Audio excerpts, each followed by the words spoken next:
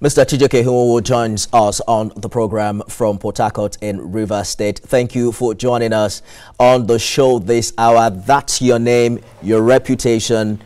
Did you witness that bag of money? And did Governor Fubara really did order the burning of the House of Assembly?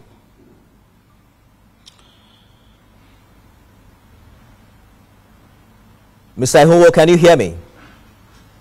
I can hear you, sir.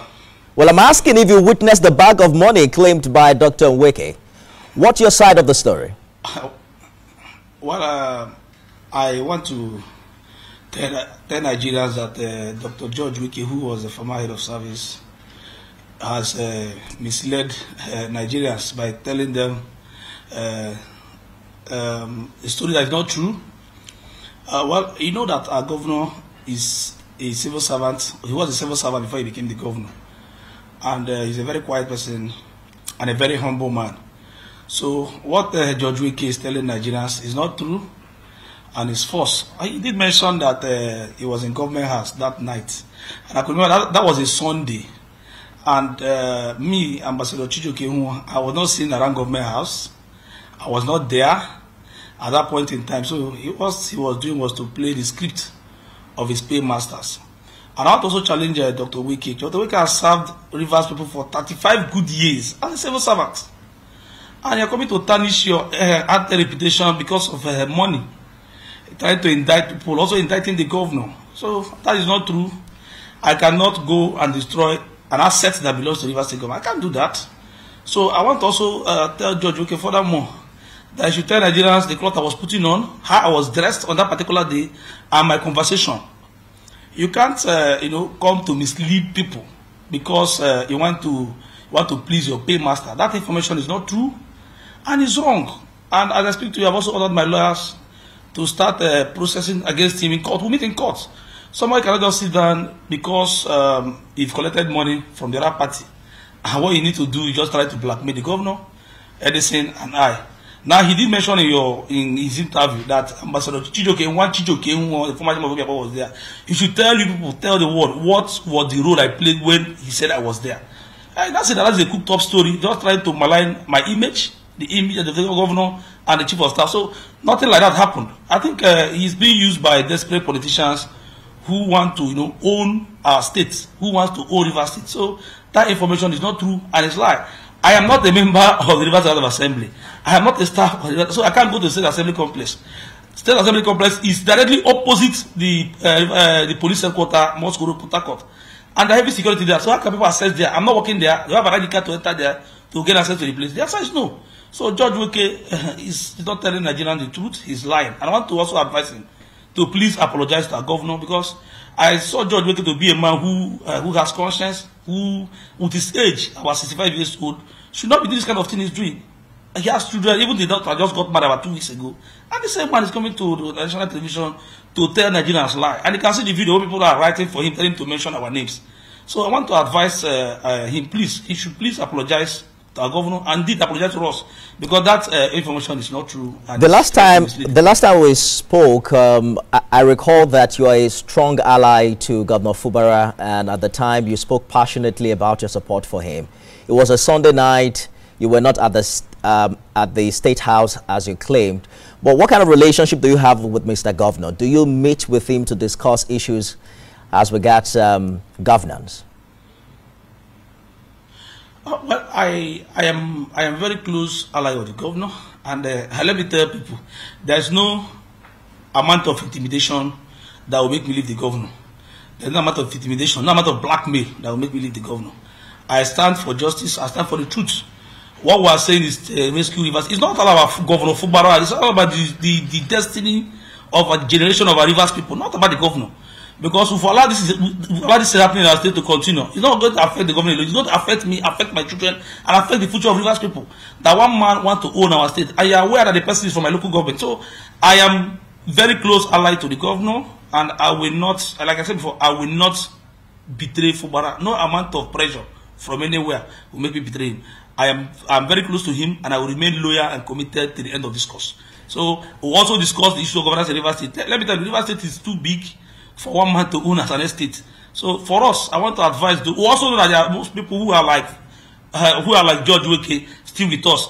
In less than no time, God will continue to expose them, because a man cannot help you and the talk back payback time. We are trying to tell what Nigerians that is associated with the militant. You can see what George Weke is saying, that he met the governor, he sat down with the governor talking about Bala Muhammad. Let me tell you something. The function of the head of service is to coordinate the secretariats, transfer directors, permanent secretaries. He doesn't even have any business to do in government house. George Weke cannot even sit down where the governor is discussing with prominent Rivers outside politicians. When Bala came to Rivers, when they swore us in as council chairman, he later came back for the commissioning of Omoma internal route. So what is George Weke actually saying? That he has access to the governor, he has secrets of the governor, and you can see that his head of service does not have access to even the finance of Rivers State. So you cannot say that the man is telling lies. So I want to appeal to people that they should disregard about what this young man is saying, and the way he's going, he has already finished his generation. Let me tell you what he has done. Even his children, he has started to, with his name, he has made a name for himself, but coming to destroy the name because of peanuts. It's interesting the way you have put it, that someone cannot help you and then you turn your back against that person. That's the exact narrative we hear as regards what has happened between former Governor Wike and Governor Fubara, right? Your government has now been suspended. Your election has been upturned. I was thinking that on the mind of politicians in Rivers would be the need to sit across the table and to mend broken walls if this state of emergency is going to be upturned. Is that priority for the Fubara camp? Yes. What has happened in the state, the president declared state of emergency. I will know we're going to go back to the round table to discuss the modalities for peace. But we're not going to sell our state in light of the total peace with our people. The future of Rivers people is very, very paramount.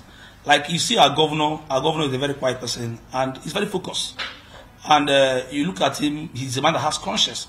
So, like I will tell people, Mr. President has declared state of emergency, we have a sole administrator, we are supporting the sole administrator in bringing back peace in our state. The governor has made frantic efforts. When the Supreme Court gave that judgment, I said, look, I will do whatever the Supreme Court has asked me to do. And the governor wrote to the assembly members, I am coming to present this budget. They locked the governor outside. The facility they were operating belongs to Rivers State government. Now, the governor also wrote another letter. Please, I'm also coming to present this budget. What they did was, to turn down, I said, look, and what they want is crisis. But by the grace of God, Mr. President, in his wisdom, now intervene by, bringing that to say, because this faith would have been bloody. Because the governor has said, look, I want to present, he's the governor of our state, for God's sake, for crying out loud. And he said, look, I want to present this budget. And they said, no. And the man said, I'm going to do whatever the Supreme Court has asked me to do. But we are open for discussion. We want peace in our state. We want our state to move forward so that Rivers people can enjoy governance in our states. Yeah, I hear you. You are open for discussion, but I wonder if you're willing to bend a little bit backwards, because it's the same narrative prior to the state of emergency. You don't think if nothing changed as to your position on this matter, then nothing is going to change when you get to the table?